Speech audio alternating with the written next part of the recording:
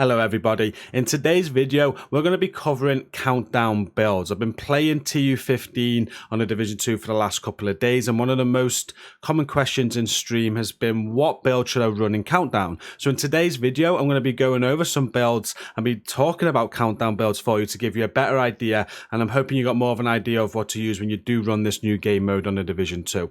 If you do enjoy today's video, please do hit like to support it. Make sure you share it so it gets out there, and if you're new to the channel today, hit subscribe for more Division 2 content from me. I cover the Division 2 and I'm sure you're going to like what you see on the channel, but most importantly, we have a fantastic gaming community. We're just about to hit 21,000 members. It's the best Division community on Discord. You're definitely going to want to come and check that out before you leave today. So check out the link at the top of the video description before you do leave.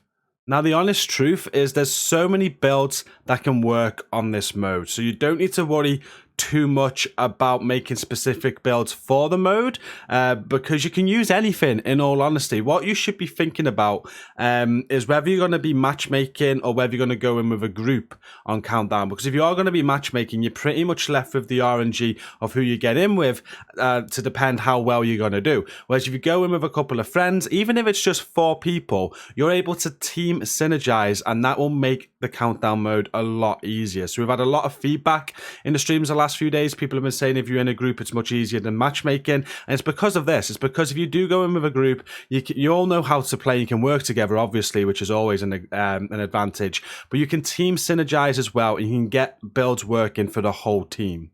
So as an example, when I've been running countdown with like a full team of friends, when I've had 7 friends on, I've pretty much been using any build that I like. We've played through loads of these builds. I've used my Mad Bomber build there, which I've been having a lot of fun with recently. I've been using my crit chance skill hybrid build. We've had fun with that. I've tried my braced build out. We've been playing with perfect glass cannon headshot build. When you're with that team and you're all synergized, you're all communicating, the mode is quite easy. There's not much to think about apart from just getting the tasks done and getting the extraction done in time, and it is quite easy. The difficulty with countdown comes in, as I've just said at the start, is when you're matchmaking. Now, if you're going to matchmake solo, I'll be honest, there's not much you can do in terms of like team synergy.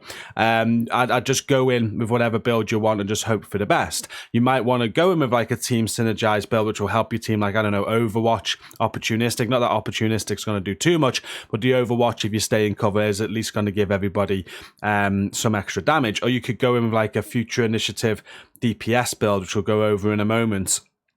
This build, as long as everybody's a full armor, will give them 25% extra damage, and you still got DPS as well, so you can still hit the enemy and get some kills. So these are 2 builds that could really help if you're going in solo. But the purpose of this video today, though, is to kind of give you a couple of builds where if you've got a couple of friends, I don't know, 3 or 4 people, say, and you're going to matchmake to go into countdown, you can really make a difference to your team and make things a lot easier for yourself.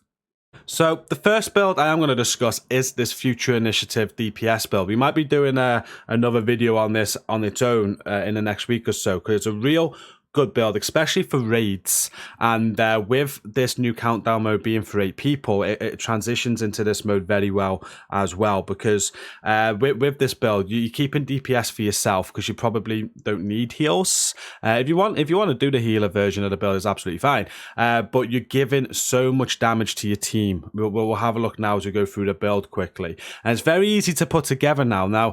Before title update 15, the chest piece for this was locked behind the Iron Horse raid. It's now in the open loophole, so this build is farmable now for everybody. I highly suggest putting one of these builds together and making sure one of your friends that you matchmake in with on countdown has this build on. So the weapons don't really matter too much. I use the Eagle Bearer and the Baker's Dozen, which is my 2 preferred weapons, and I have the TDI card custom on. But to make the Future Initiative DPS build, what you're going to want to farm for is 4 pieces of Future Initiative with crit chance or crit damage on. You want the mask, you want the chest, you want the holster, and you want the gloves. So you can see my mask here has weapon damage, crit chance with a crit damage mod on. The chest has weapon damage, crit chance, and a crit damage mod on.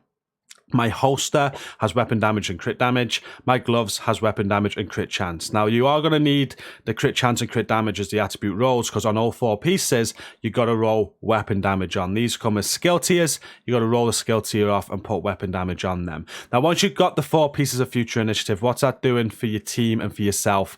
For 2 pieces, you're getting 30% repair skills that we're not using on this build.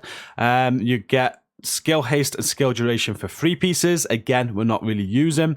What we're using on this build is the 4-piece talent there called ground control. That increases you and your allies' total weapon and skill damage by 15% when you're at full armor. Not when you're at full armor, it's when they're at full armor. So as long as whoever it is as an individual is at full armor, they're getting that buff. And when you repair an ally, you and all your allies within 5 meters of you are also repaired for 60% of that amount. Again, we're not using that last bit there. We're literally using this gear set for that ground control talent. The chest piece, having a chest piece on does give you an extra talent called Tactical Superiority, which increases the ground control damage bonus from 15% to 25%. So now not only are you getting that ground control buff, it's increasing the 15 to 25%. So everybody that's at full armor will be getting 25% extra damage. And you can imagine how helpful that is across all of the 8 players in your team. Even if you're just going in with 3 or 4 of you, that buff's going to buff all 8 players, even the people you matchmake with, and they're going to be hitting so much harder, making the countdown mode so much easier, especially to kill those hunters, you know. Now, to finish off the build, I'd say definitely go with the Fox's Prayer knee pads. Mine here have weapon damage and critical hit damage on. They come with damage to target at a cover at 8%. And because I'm using an AR, I went with a Fenris backpack. You could go anything. You could go Walker if you want to. You could go Grupo for more crit damage. If you're using an LMG, you could go Petrov, say. Whatever you want there. You could also switch the build up a little bit to get contractor's gloves in and get a future initiative backpack on if you wanted, but I wanted vigilance as a talent, which is why I went for a brand set backpack, and I went Fenris with weapon damage, crit damage, crit chance, a crit damage mod there, and the Fenris piece is giving me assault rifle damage of 10% as well for the Eagle Bearer. The talent vigilance increases my total weapon damage by 25%. Obviously, if I take damage, that disables the buff for 4 seconds. But the Fox's Prayer as well are giving me rifle damage too from a Baker's Dozen. And that's how I do this build. The skills, really up to you. Run a revive hive, I'd say, and like a crowd control skill like a turret or a decoy. And that build's going to prove very, very well in Countdown. If you go in, you're going to definitely be supporting the team immensely with it. Now, another great build that you can use with your team going into Countdown is the Overwatch Opportunistic build. Now, Opportunistic ain't going to be too great in this, but it still helps. But the Overwatch is going to be fantastic. And if you put this build together as well, it's with the Coyote mask. So again, you're going to be buffing your team's damage. These 2 builds I'm showing you to start off with is all about getting more damage out of your team. We use them in our raids when we've got 8-player raids. They really increase your team damage, and I'm just transitioning them over to Countdown for you. So when you do go into Countdown, again, if you are just in like a small group matchmaking, you are at least increasing everybody's damage a lot. So with this build, the weapons that I use for this is the Scorpio, and this is quite important because of the Opportunistic on the backpack. It requires that you're hitting enemies with a marksman rifle or with a shotgun to make that proc. So we use the Scorpio for that. The secondary, I use the Baker's Dozen. That doesn't really matter. You can use whatever secondary you want. And the sidearm is a TDI card custom. Again, it doesn't matter. Specialization there is Survivalist. The only reason I've got the specialization as Survivalist is because I use this for raids and I use it on Razorback. But you can have whatever specialization you want, really. So the build will look like this. If you go Coyote Mask on this build, it's got weapon damage, crit chance, crit damage. I got a crit damage mod there, and the Coyote Mask comes with the Pack Instincts talent, so you and all your allies gain a bonus based on the distance of the last enemy you hit. 0 to 15 meters gives everybody 25% critical hit damage, 15 to 25 meters 10% crit damage and 10% crit chance, and if they're over 25 meters away you get 25% critical hit chance, and that's the whole team. That mask is one of the most overpowered masks in the game. It's a great exotic. Make sure you get that on this build. Now the rest of the build is made up like this. I've gone one piece Providence. You can have this anywhere, but I have it on my chest. It's a terrible piece that needs optimizing still. 5.7% weapon damage there. It's giving me some headshot damage with the Providence piece, but I got weapon handling on there, critical hit damage, and a critical hit damage mod. You could take the weapon handling out for crit chance if you wanted to. The reason why I think I thought weapon handling was okay on this build is because you're using a Scorpio, and it does help more pellets hit the more weapon handling that you have. But you definitely want Overwatch on the chest piece here. What we're doing here is after staying in cover for 10 seconds, you're going to increase you and your allies' total weapon and skill damage by 12% as long as you remain in cover or in a cover-to-cover move. So what you're going to be doing during this countdown session is making sure you're in cover a lot, again, buffing your whole team's damage. This will buff all 8 players' damage in a countdown game. So on top of the future initiative buff of 25%, they're having another 12% weapon and skill damage added as well, taking it up to 37% extra damage just out of these 2 builds. I then finished the build off. We've got the Badger Tough ammo dump holster. You can craft this at the crafting bench. Obviously with the Badger Tough you get shotgun damage. I got weapon damage on it. You get more ammo capacity for your Scorpio and your Baker's Dozen as well, but I got hazard protection and crit hit damage rolled there. You get 3 attribute rolls on this. Ideally you would want critical hit chance instead of hazard protection there. I got a Grupo backpack. The Grupo gives me 15% crit hit damage. I got weapon damage rolled, crit hit chance, crit hit damage rolled, and a crit hit damage mod on there. And I roll Opportunistic, so we use this in the raid. And it's a little bit better in raids because you're focusing on bosses quite a lot. And what Opportunistic does is enemies that you hit with your shotgun or marksman rifle amplify the damage they take by 10% from all sources for 5 seconds. So you keep on hitting them and that target's going to be taking 10% extra damage. This will still work in countdown. Obviously you're split up into 2 different groups.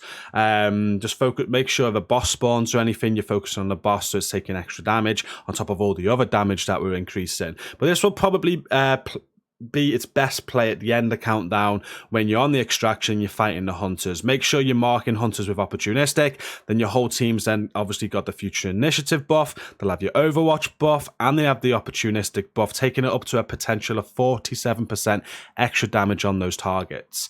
And that will really be noticeable. To finish off the build then we got some Cheska gloves for 10% critical hit chance. There's weapon damage, a 13% there, crit damage rolled, and headshot damage. I don't know why I've rolled the headshot damage here. I'd take that off for chance probably. And then it's the Fox's Prayer knee pads again. Weapon damage, damage target out of cover, and critical hit damage. This is a very quickly thrown together build that could certainly make much better, so don't judge it. But the most important part of this team support build, the DPS support build, is that you got the Overwatch and you got the Opportunistic, and you have somebody using this type of build going into a game of countdown. And again, the skills don't really matter. Go in with a revive hive and like a crowd control skill like a turret or a decoy.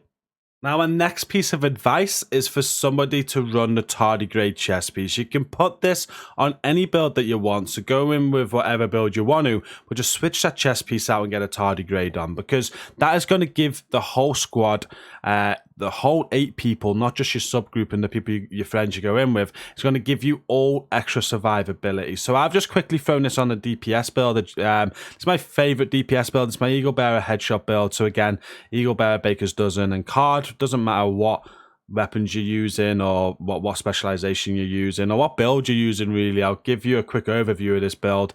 I've got one piece Fenris there, headshot damage, crit damage, weapon damage. We've got a Providence gift backpack with headshot damage, crit damage, weapon damage, and perfect vigilance with crit damage mod on both of those pieces. There's a second Providence piece with the holster, so I'm getting the headshot damage and crit chance of the brand set bonus. Again, weapon damage, crit damage, headshot damage. Grupo gloves with crit damage as the brand set bonus. Weapon damage, crit damage, and headshot damage. You can see the trend there. And we got Fox's Prayer knee pads with the rifle damage, brand set bonus, weapon damage, damage target out of cover, and crit damage. I'd normally have a perfect glass cannon chest piece on with crit damage, headshot damage and weapon damage on it. I get the third buff on Providence as well for more crit damage. But I've took that out for this build and I've put the Tardigrade on. So like I said, the build doesn't matter. Whatever build you want to go in with, all you're doing is sacrificing some damage on your build to get Tardigrade on for the team, because wearing one Tardigrade in the squad is going to get you the talent Ablative Nanoplating, and whenever your or an ally's armor breaks, they gain 80% of your armor as bonus armor for 10 seconds. The cooldown per ally is 45 seconds, so that can happen every 45 seconds for them. But if you do kill an enemy with your specialization weapon, it removes the cooldown for all allies. Now, it has the armor roll, explosive resistance, armor regen roll on this, and you don't need to worry about not having blue core rolls. Now, I know it gives it 80% of your armor. I always get someone to, in my raids anyway, I always get someone to throw this on a DPS build, so this is your only blue armor core, and just having that little, like, when your armor blocks, just getting that little bit of bonus armor back is so good for the whole team. So make sure that one of you are wearing a Tardigrade to give the whole team extra survivability. And my final build recommendation for Countdown is a crowd control build. So you've got all the extra damage that you want now for your whole team. You're also looking after them with a Tardigrade chest piece. Now what you want to do is that you want someone that can crowd control a little bit, especially at the end when you're on the extraction. You've got all these enemies coming in and loads of hunters about.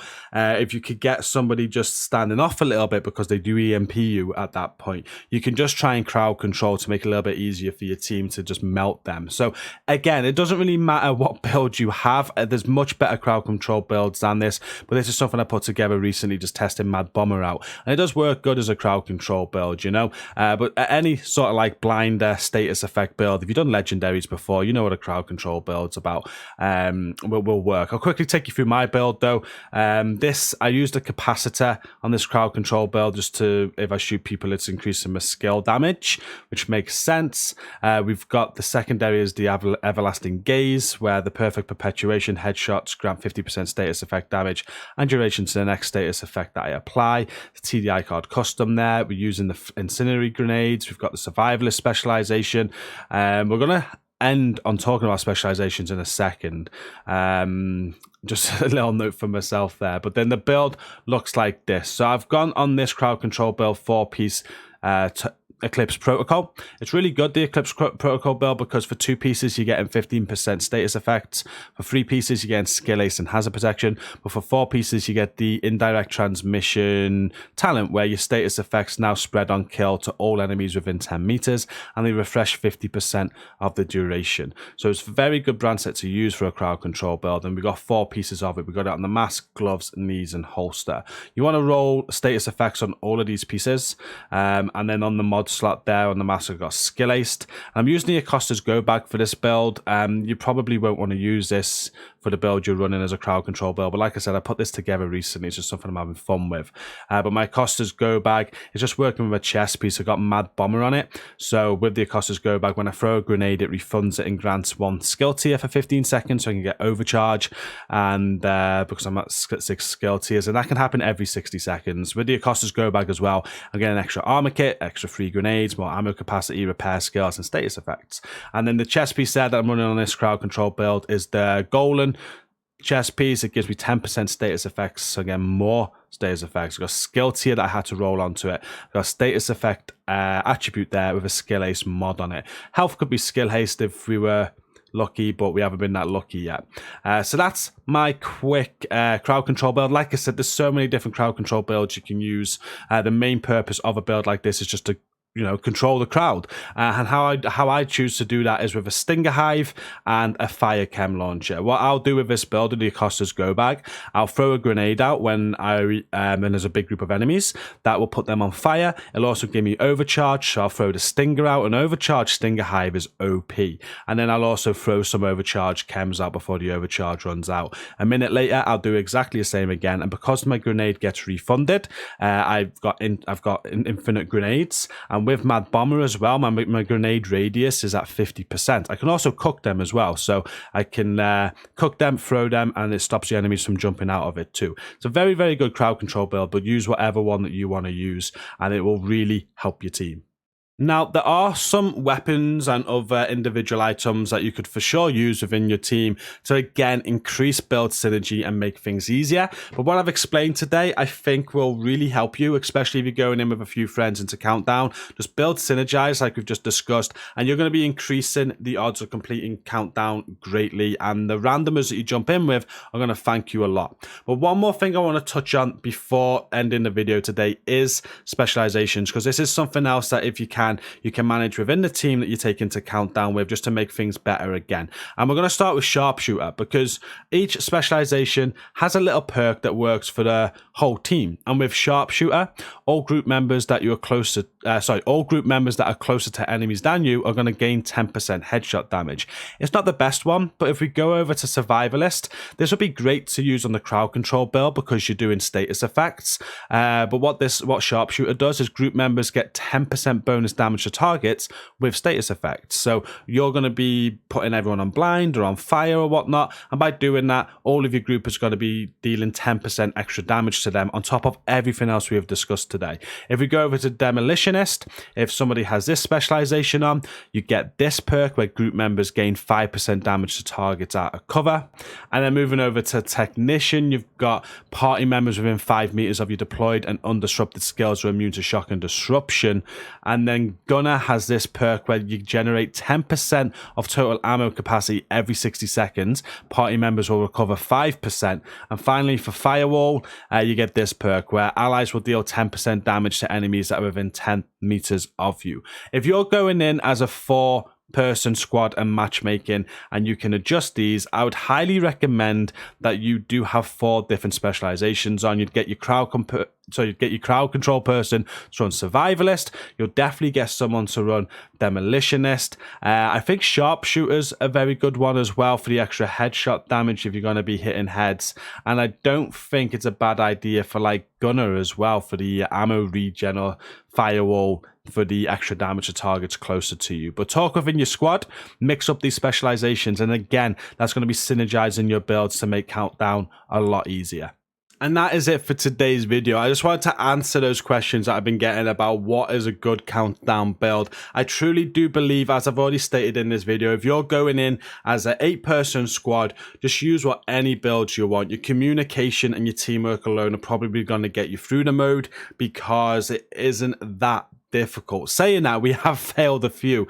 It is so good, Countdown. I really do enjoy it. In the PTS, which is so easy, it is a little bit more difficult now. But if you're all focused and you're all, discussing it and communicating and focusing, you'll get it done with whatever build you go and whatever build you fancy. But matchmaking on Countdown is definitely going to be difficult. So I strongly recommend going in with at least 2 other friends, 3 other friends if you can, so there's 4 of you, and just synergizing your builds to make it much easier for the whole team. If you do this, you're going to get a much better experience out of Countdown, and you're going to get more extractions as well, because the whole team is going to find it much more easier to kill the ads, get the objectives completed, and then get the extraction at the end with all of the hunters.